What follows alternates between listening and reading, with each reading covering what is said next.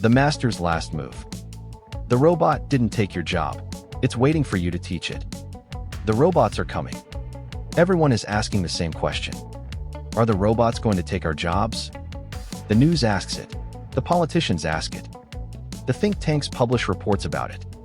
And on factory floors across America, workers ask it quietly, to themselves, on the drive home. But nobody is asking the next question. What can the robots not do yet? That question has a different answer.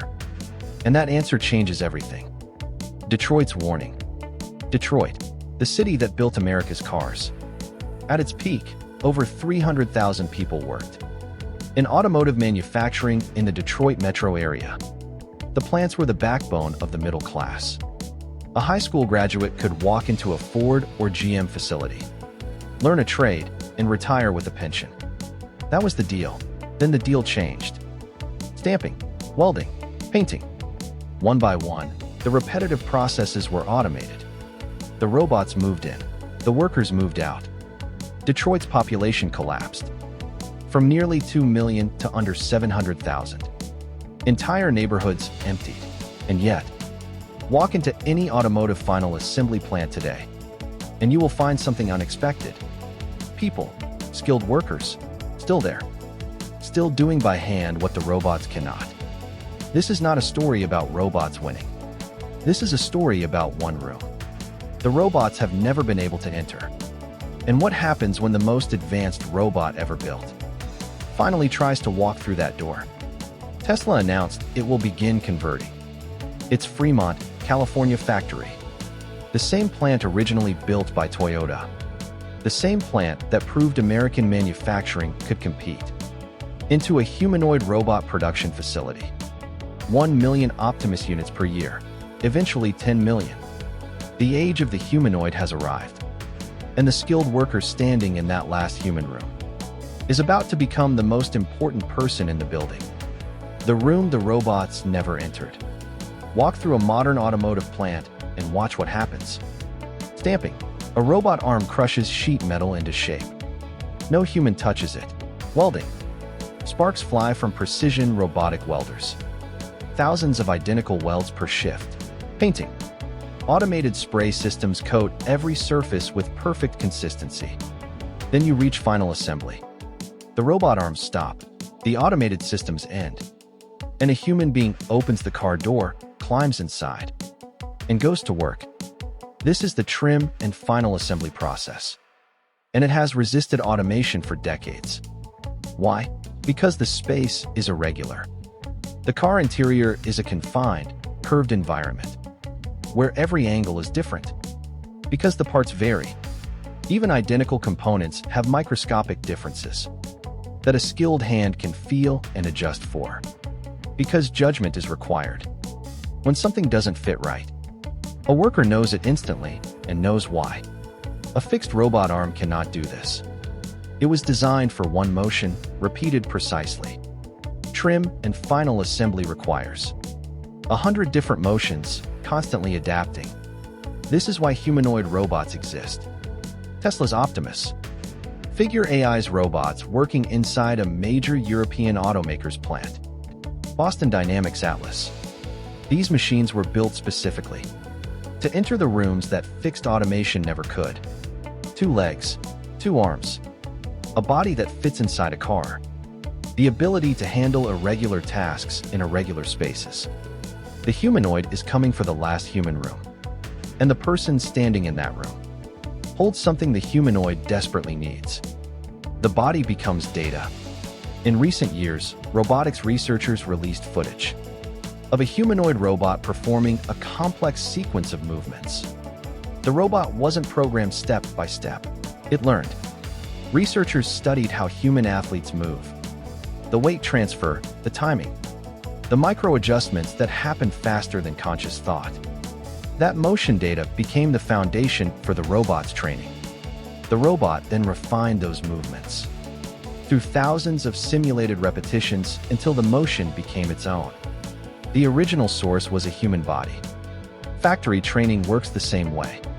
To teach a humanoid robot how to install a dashboard, you need someone to demonstrate it first. Not just the gross motion, push here, connect there. The nuance, the exact angle of the wrist. When routing a wire through a tight channel, the specific pressure applied. When snapping a trim piece into place so it doesn't crack. The moment of hesitation that tells an experienced worker the part doesn't quite fit and needs to be reoriented. None of this is in any manual. None of it is in any engineering specification. It lives in one place only. The body of the worker who has done this 10,000 times. Tesla is currently deploying Optimus units across its own facilities, not to replace workers, but to train alongside them, to watch, to learn, to build the data set that will eventually allow the robot to perform independently.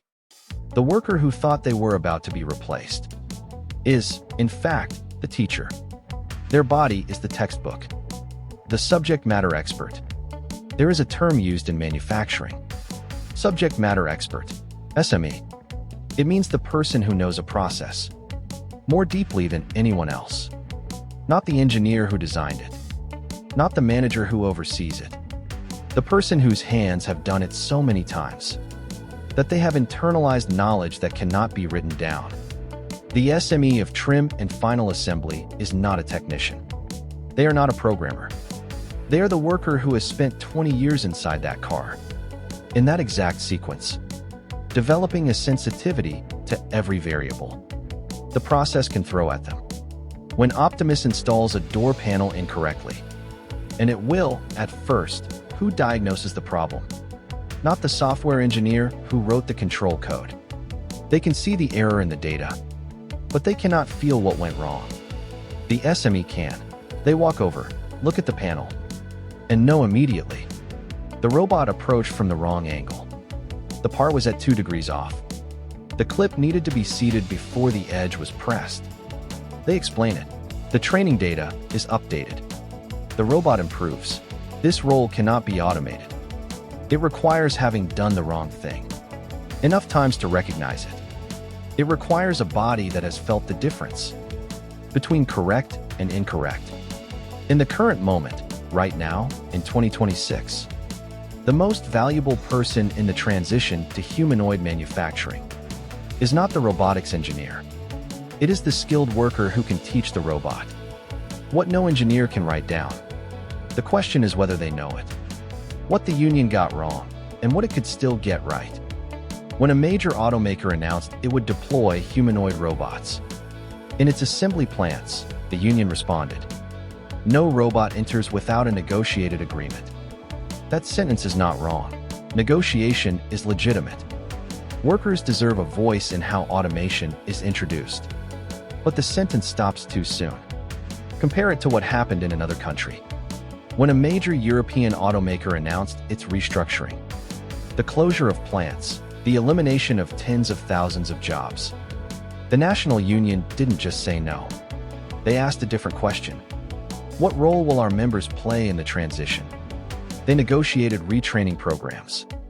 They demanded that the workers with deep process knowledge be positioned as trainers, not discarded. They put their members' SME status on the bargaining table. The result was different. Not perfect, but different.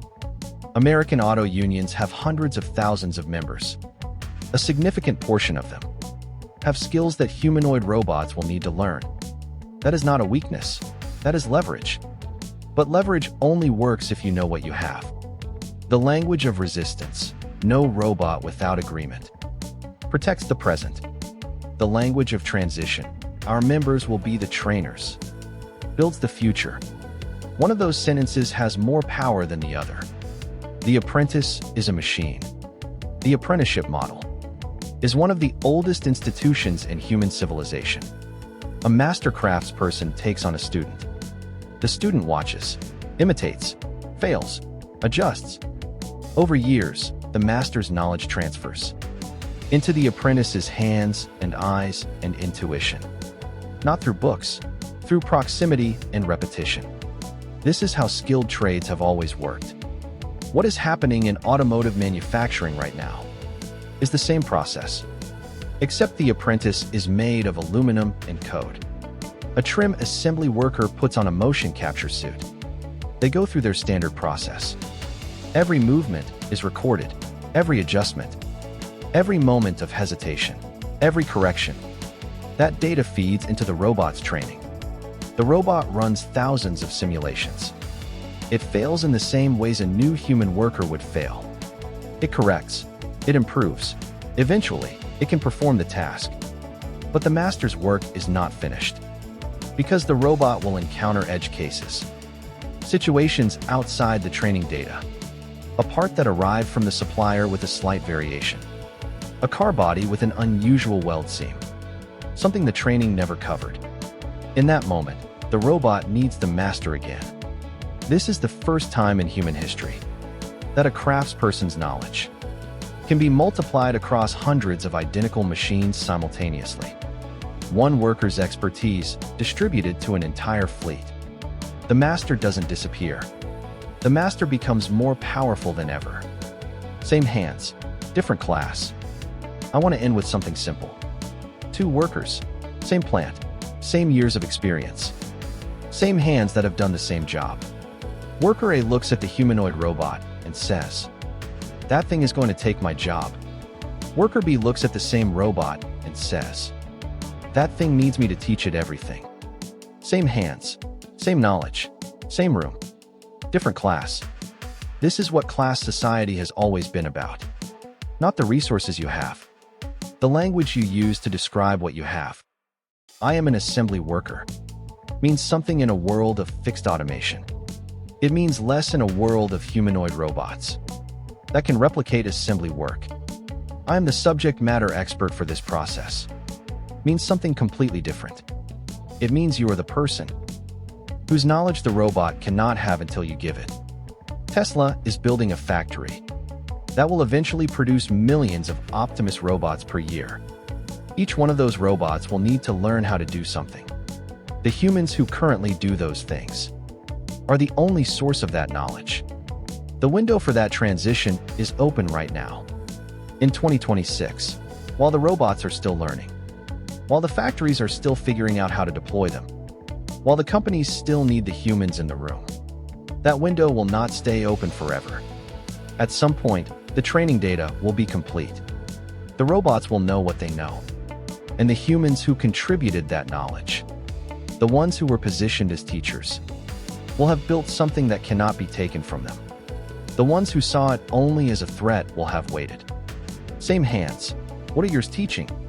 Class society, the master's last move, end.